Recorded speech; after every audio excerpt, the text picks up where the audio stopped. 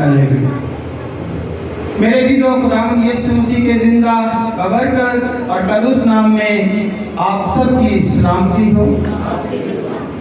हम खुदावंद अपने खुदा का शुक्र अदा करते हैं जिसने हमें जिंदगी दी और जिंदगी से भरपूर नेमतें दी, हमें जिंदों में जिंदा रखा ताकि हम आज संडे के दिन खुदावंद के घर में आए और खुदावंद को इज्जत और जलाल देने के लिए अपने आप को सरेंडर करते हुए उसकी प्रस्तश में, उसकी दुआओं में और अपनी मनाजात से खुदावंद के साथ रूहानी खुराक को हासिल कर सकें।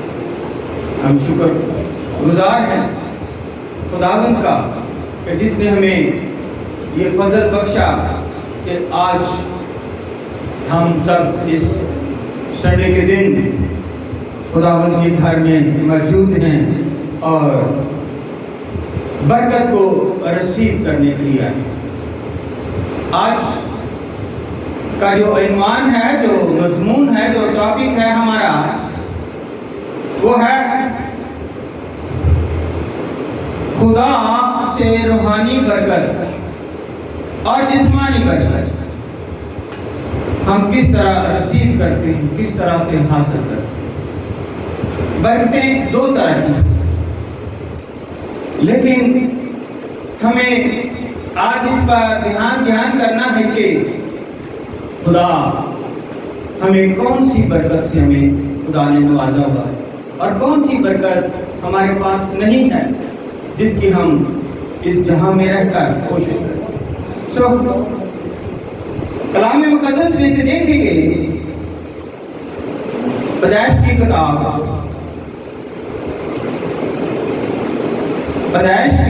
जो पहली बाइबल मुकद्दस में पहली किताब है और इसका पहला ही बाब और इसकी 28 आयत में बरकत के बारे में जो आज का मजमून है तलावत करेंगे कि खुदावंद हमें आज क्या दर्द देता है, क्या समझाता है बहवाला बाइबल, कि किस तरह से खुदा हमें बरकत देता है। तो खुदा के जिंदा कलाम में पैदाइश पहला उसकी 28 वर्ष में खुदा का जिंदा कलाम लियो मरहूम है और खुदा ने उनको बरकत दी और कहा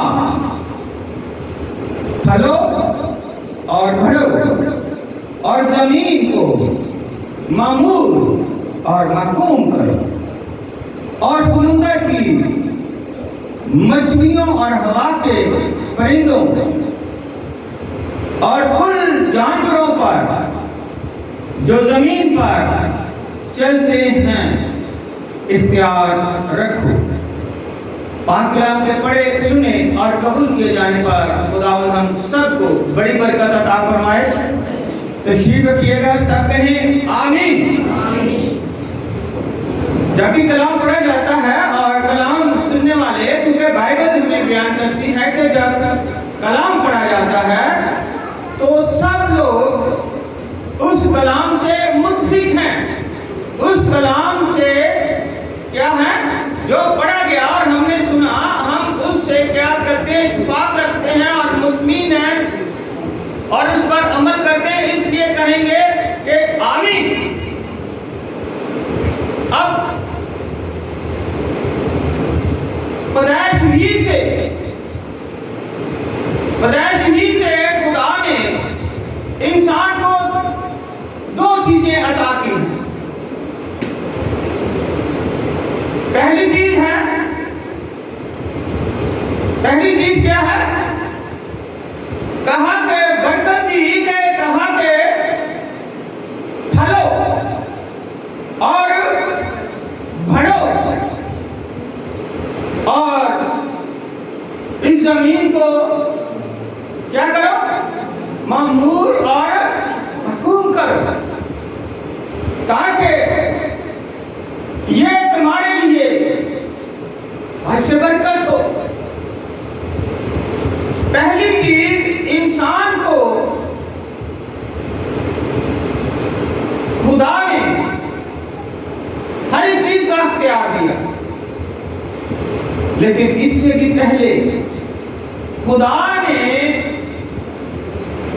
आदम और हवा को बनाया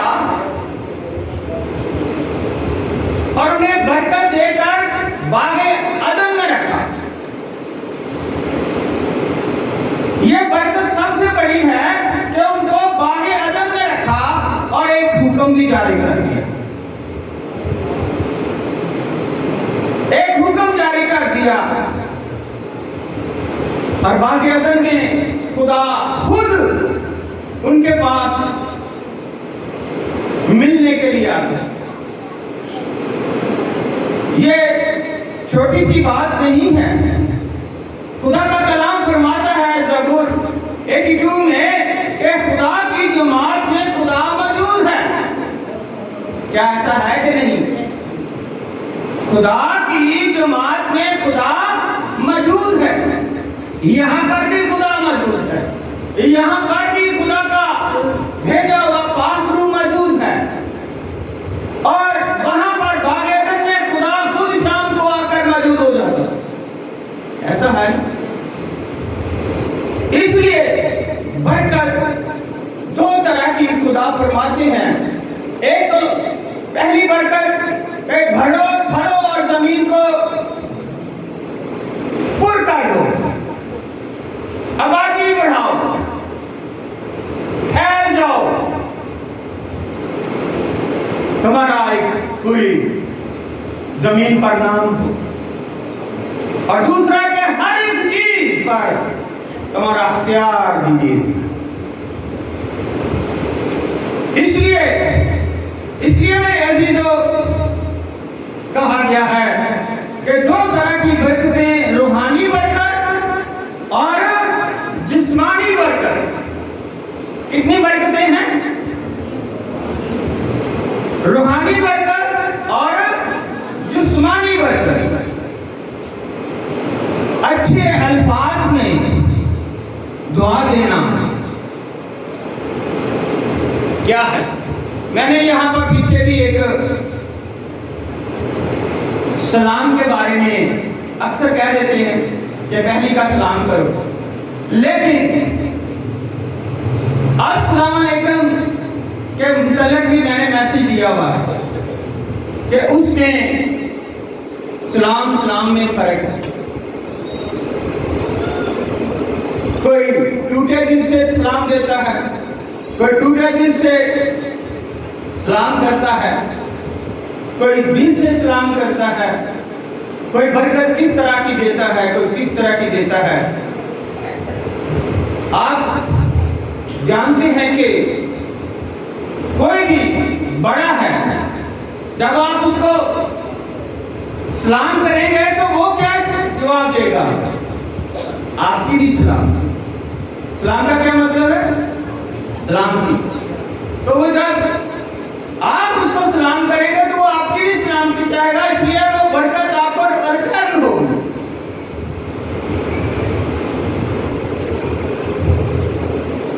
पीछे भी एक मैं छोटी सी एक आपको दास्तान छोटी सी बता चुका हूं कि खुदा ने बहुत सारे इस जमीन पर साहब अख्तियार और मालदार दौलतमंद, तो गदादार या फकीर किसको कहते हैं? जो मांगने वाला है।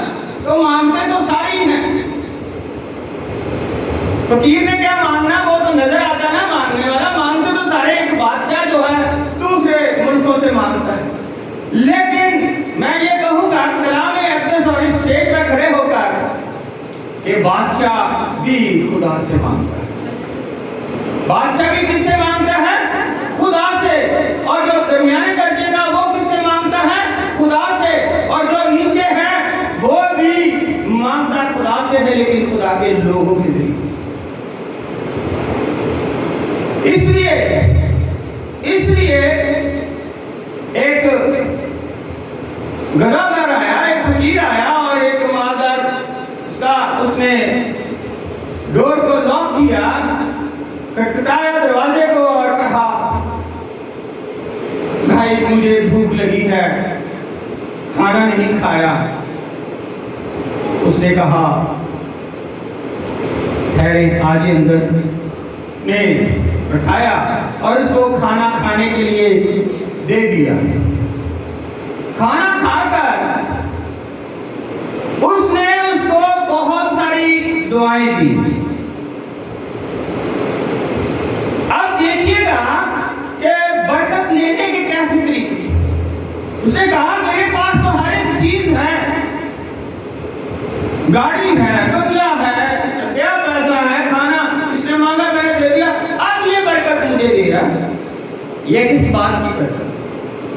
लेकिन उसके पास तो है कुछ नहीं, खाने के लिए भी कुछ नहीं, तो खाना भी उसने उससे लिया, तो फिर भी इसको बरकत दे रहा। आज आपके गोश्त भर करना चाहता हूं, बरकत ऐसे नहीं मिलती।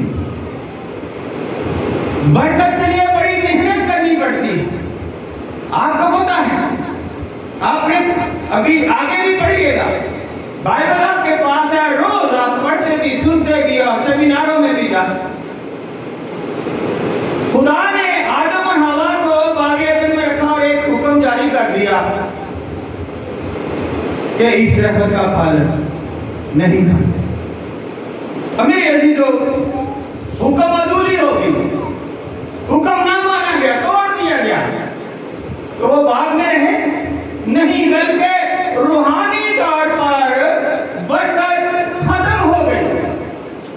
खुदा उनसे ना मिला। रूहानी तौर पर लिखा है कि जैसे कहते हैं दो मौतें हैं, इसी तरह रूहानी तौर पर वो मर गया और खुदा से दूर हो गया और उनकी रूहानी बरकत जो है वो खत्म हो गई। लेकिन जिस्मानी तौर पर खुदा ने उनके साथ मोहब्बत रखी, प्यार किया, जानवरों को ज़बह किया और उनके लिए चमड़े के कुर्ते तैयार करके उनको दे दिए और कहा कि अब तुम यहाँ मुफ्त की खाते हो ना, यहाँ आप मेहनत करो, जमीन तुम्हारे लिए जानती होगी और तुम यहाँ पर ऊंट कटारे होगे, इनको साफ करोगे, जमीन को हल चलाओगे, वो तुम्हें फसल देगी। सर के बाल से लेके पांव के तलवे तक तुम पसीना बहाओगे, फिर खाने पाओगे।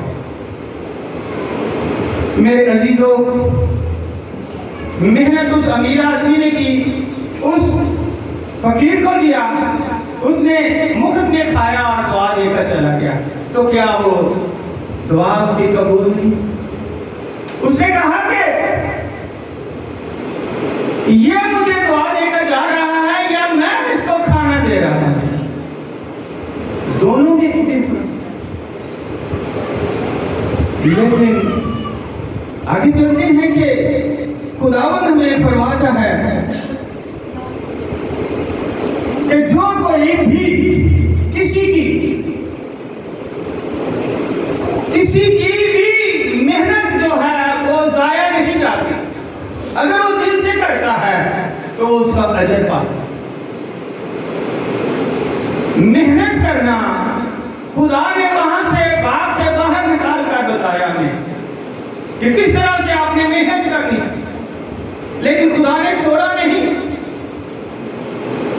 जिस्मानी तौर पर मेल मिलाप रखता रहा और कहता रहा कि तुम्हें मैंने अपनी छवि पर बनाया, तुम्हें अपनी सूरत पर बनाया, तुम्हारे लिए इसलिए हमें खुदा का कलाम बड़ी वजाहत से फरमाता है।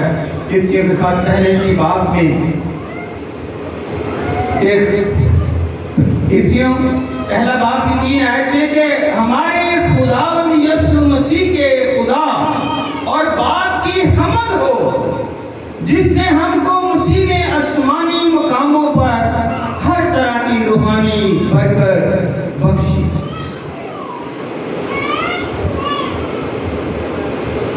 अब देखिएगा कि यहाँ पर अगर शुरू में ही देखें तो हमें मिलता है आदम और हवा से पहले 6 दिन जब काम किया, 7वें दिन पर खुदा ने बरकत चाहिए और इसको सबत का दिन कहा है। 7वें दिन खुदा ने बरकत दी और वो 7वां दिन और आराम करने का दिन। खुदा ने नूह नबी को और उसके बेटों को बरकत दी और कहा कि वो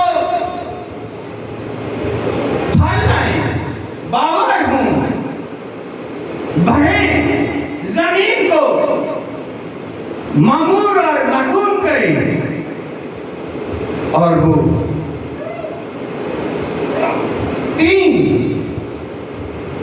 8 जाने हैं, लेकिन नूह नबी और उसकी बीवी तो बूढ़े हैं, 3 जवान हैं।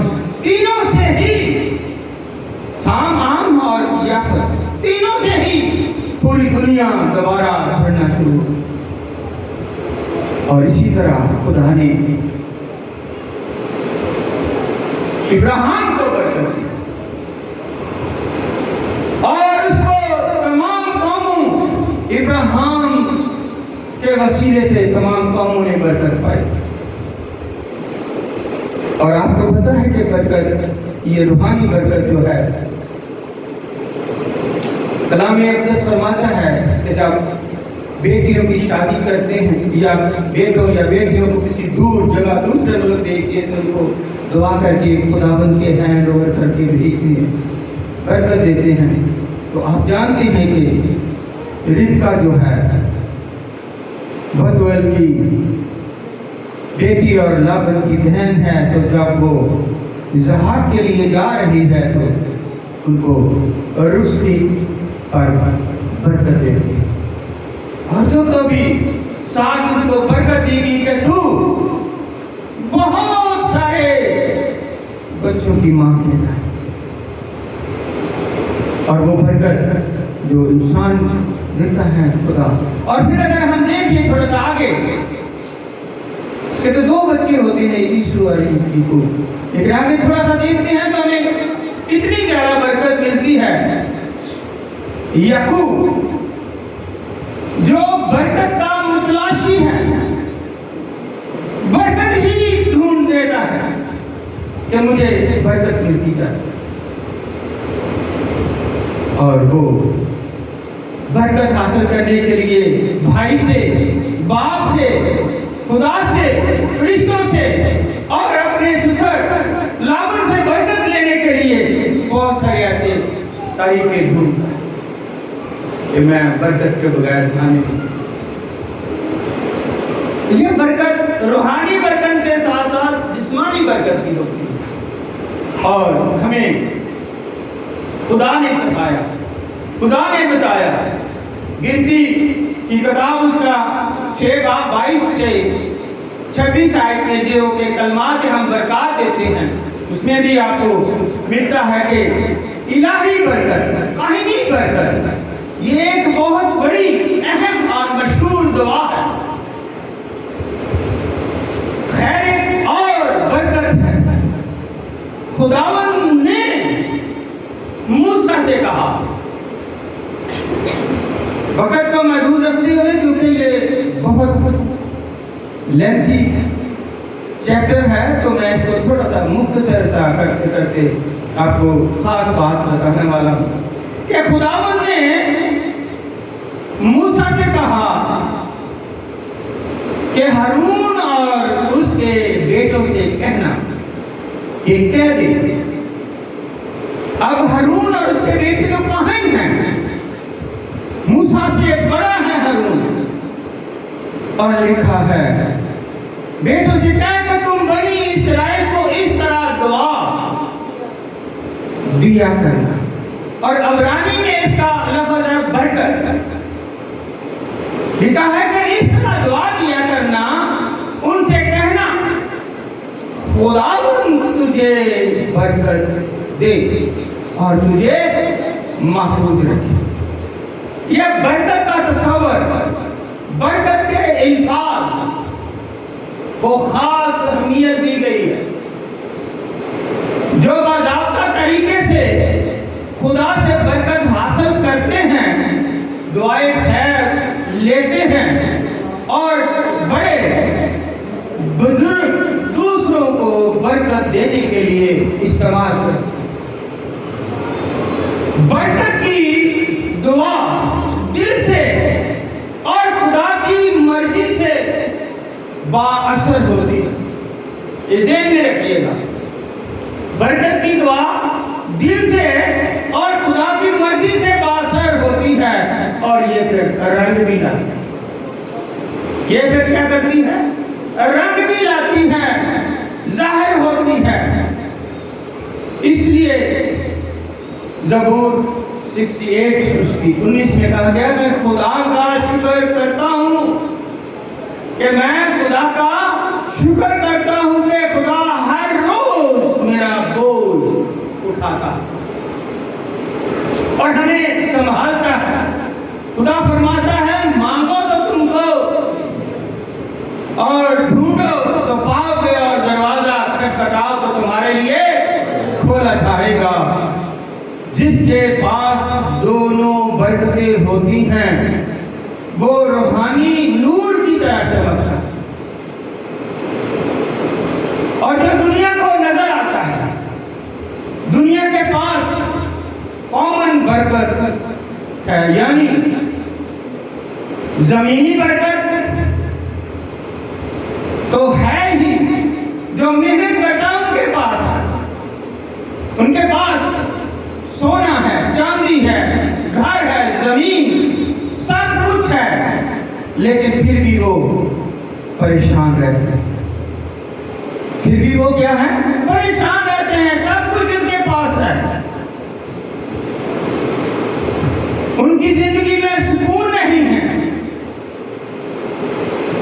क्योंकि उनके पास रूहानी बरकत नहीं है। जिस्मानी बहुत ज्यादा है, रूहानी बरकत नहीं है, या फिर अगर है तो बहुत ही कम है। रूहानी बरकत और जिस्मानी बरकत दोनों खुदा की तरफ से इज्जत और दौलत और शोहरत बख्शती हैं, ये मिलकर चलती हैं।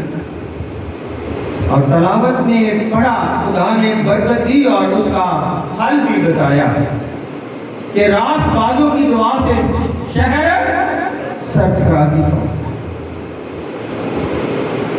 अमसाल 10 बाब में हमें मिलता है 6 आयत में कि साधक के सर पर बरकतें होती हैं। जो ढीले हाथ से काम करता है वो कंगाल हो जाता है, लेकिन मेहनती का हाथ दौलतमंद बनाता है। हर एक इंसान की ख्वाहिश होती है कि जो कुछ मेरे पास है और किसी के पास ना हो। लोग हसद करते हैं, जलन से इंसान जो है वो भरा हुआ है। ये हमारी फितरत में है कि हम एक दूसरे से बड़ी हसद करते हैं, लेकिन खुदा ऐसा नहीं चाहता। खुदा ने इंसान को अपनी सूरत पर बनाया, अपनी छवि पर बनाया, तमाम इख्तियारात दे रखे। खुदा ने अपनी तमाम खूबियां इंसान के अंदर रखी हैं और अपनी सूरत पर बनाया है, अकल और दनाई दी है। जो मेहनत करते हैं खुदा उनको बरकत देता है, जो दूसरे की खिदमत करते हैं खुदा उनको बरकत देता है। कुछ लोग रूहानी बरकत को कायम नहीं रख सकते, जैसे हमारे मिशनरी अदारे हैं और बहुत सारे खुदा के खादमी हैं, लेकिन वो बरकत को कायम नहीं रख सकते। अब देखिएगा, आपके लिए भी ये बड़ा अहम आज मैं आपको बताना चाहता हूँ। आप इस पर भी अगर चाहे तो अपने साथ ले जा सकते हैं और इस पर अमल करेंगे, आप बरकत पाएंगे। कोई भी बिशप हो, पास्टर हो, खुदा का खादिम हो, आपके घर आता है, दुआ आप बैठे हुए हैं तो कहता आए जी दुआ करेंगे, दुआ करके वो चला जाता है, तो क्या आप उसको जाने देंगे कि नहीं? कहेंगे ना ठीक है, आया जी दुआ की है, जाएंगे। वो खुदा का खादिम और आपको सिर्फ रोटी ही देकर जाएगा, मैं ना दे, खुदावंद के लहू में ना छुपाए। खुदावंद का लहू जो पाक और साफ है और हमारी जिंदगी चेंज करता है, आपको रोटी दे दे और मैं या लहू में आपको ना दे, तो क्या रोटी के साथ आप पानी नहीं पीते? क्या कहना चाहिए इसके बारे में? जरूरी है कि जब भी खुदा का खादिम आए उनसे कहें कि दुआ तो हम भी करते हैं और रोज करते हैं, जब भी मौका मिलता है, दिन में 2 दफा 3 दफा करते हैं, लेकिन आप खुदा के खादिम हैं, मंसूब किए हुए हैं, चुने हुए हैं। सबसे पहले आप रूहानी खुराक जो है, गॉस्पेल जो खुशखबरी है, वो हमें सुनाएं। उसके बाद क्या करें? उसके बाद आप दुआ करें। पहले खुदा का कलाम सुनाएं, फिर आप दुआ करें। जब आप खुदा का कलाम गॉस्पेल को सुनेंगे, खुशखबरी को सुनेंगे, तो फिर दुआ करेंगे, तो वो दोनों चीजें आपको, दोनों बरकतें आपको मिलेंगी। बात समझ लें, इसको अपने ज़हन में रखिएगा और साथ लेकर जाइएगा, क्योंकि आपको पता होना चाहिए कि एक बरकत नहीं है, बरकतें 2 हैं।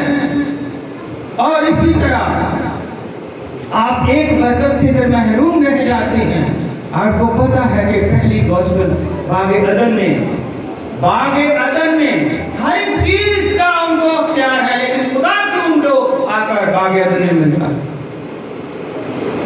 पहली बरकत वो खाने पीने की हर एक चीज अख्तियार रखता है, लेकिन दूसरी बरकत है खुदा खुद रूह है और उनके पास आकर मिलता है। दूसरी बरकत वो है।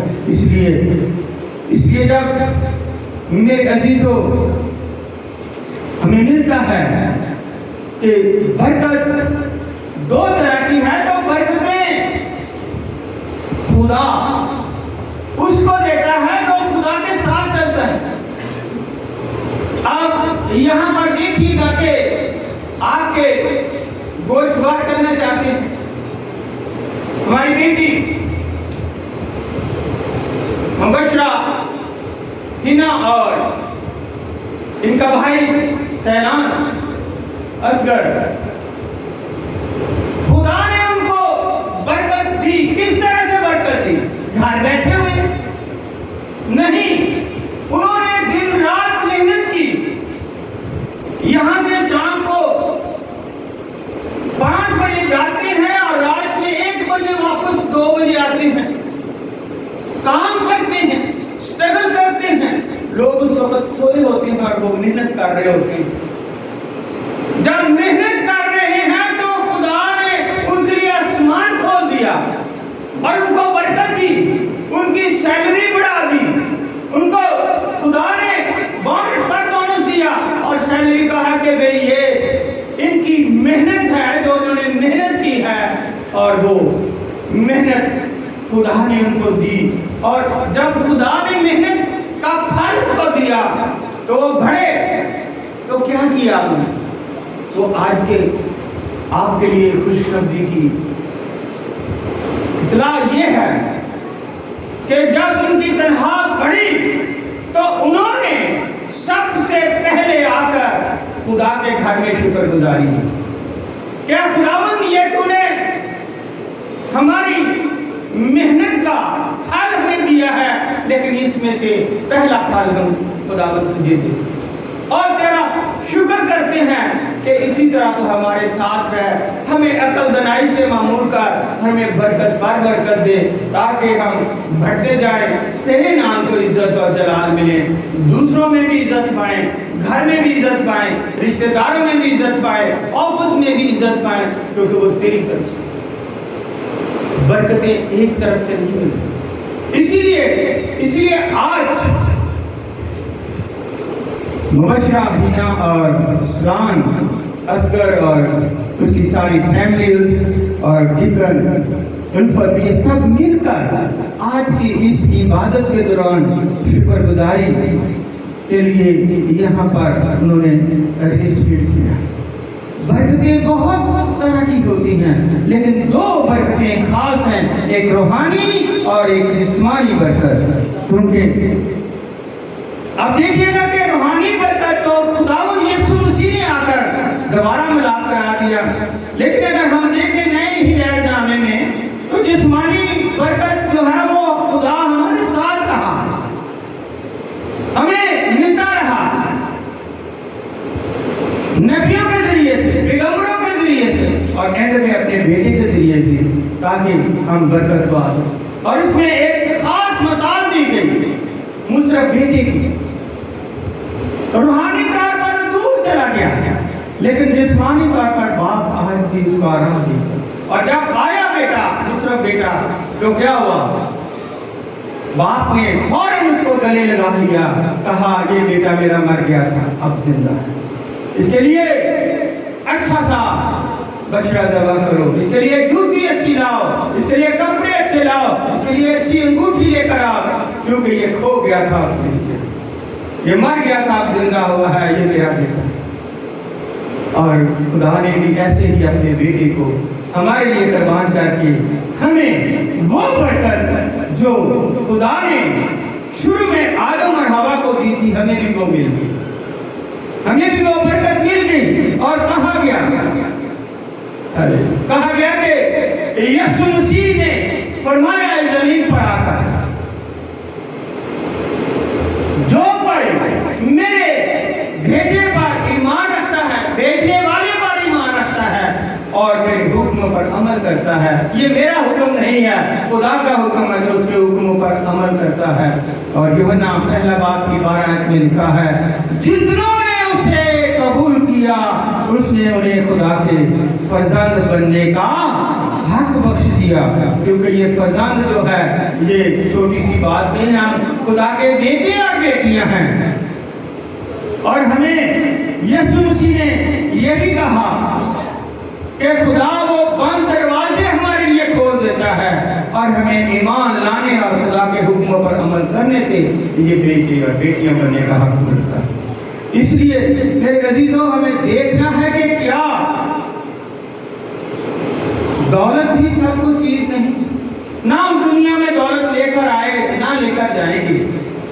आपको पता है, मैंने एक पहले कई दफा शेर सुना, अभी कहता हूं कि दौलत सिर्फ इंसान के जिंदा रहने तक है, दौलत साथ देती है इंसान के जिंदा रहने तक, औलाद साथ देती है कब्र तक। और खुदावंद यीशु मसीह का ये वादा है मत्ती की इंजील 28:20 में कि देखो मैं हमेशा तुम्हारे साथ। कितनी बड़ी बात है हमारे लिए। वो तो बरकतें लिए फिरता है, कहता है कि तुम अगर इस जमीन पर दुख उठाओगे, परेशान नहीं होना, घबराना नहीं, तुम्हारा अजर बहुत बड़ा है और मैं तुम्हारे लिए जिंदगी का ताज लेकर खड़ा हूं। और जिंदगी का ताज खुदावंद यीशु मसीह के हाथ में है। इसलिए कहा गया है कि मत्ती 25 में आखिरी अदालत में बादशाह अपने गहरी तरफ वालों से कहेगा, आओ मेरे बाप के मुबारक लोगों, जो बादशाही बनाई आलम से तुम्हारे लिए तैयार की गई है, उसे मिरास में ले लो। अगर और ज्यादा, क्योंकि टाइम बहुत तेजी से जा रहा है, खत्म होने वाला, मैं इसको वाइंड अप करने लगा, लेकिन आपको ये बताता चलूं कि अस्तिशना की किताब उसके 28 बाब जो है बरकतों से भरा हुआ, जो है बरकतों से भरा हुआ है कि आपने किस तरह से बरकत लेनी है, रूहानी बरकत किस तरह से लेनी है, जिस्मानी बरकत किस तरह से लेनी है। दिया करो, तुम्हें भी दिया जाएगा, जिस पैमाने से तुम नापते उसे तुम्हारे लिए नापा जाएगा, क्योंकि खुदा देने वाले को चीज रखता है। आज अगर इनकी सैलरी बढ़ी है और ये शुक्रगुजारी कर रहे हैं उसमें से, तो ये कोई कमी नहीं होगी, बल्कि तरह तरह की ये बाड़ी तरह तरह की नेमतें हैं, लेकिन रूह एक फरमाता है कि जितने खाएंगे उनके दिल से दुआ निकलेगी और वो बरकत इनको मिलेगी। क्योंकि बरकत लेने के बहुत सारे तरीके, मेहनत, खिदमत करने से, सलाम करने से, रोटी खिलाने से। मैंने कहा ना, उसने गदागर को, फकीर को रोटी खिलाई और वो कह रहा है कि मेरे पास किस चीज की कमी है, लेकिन फिर भी ये बरकत मुझे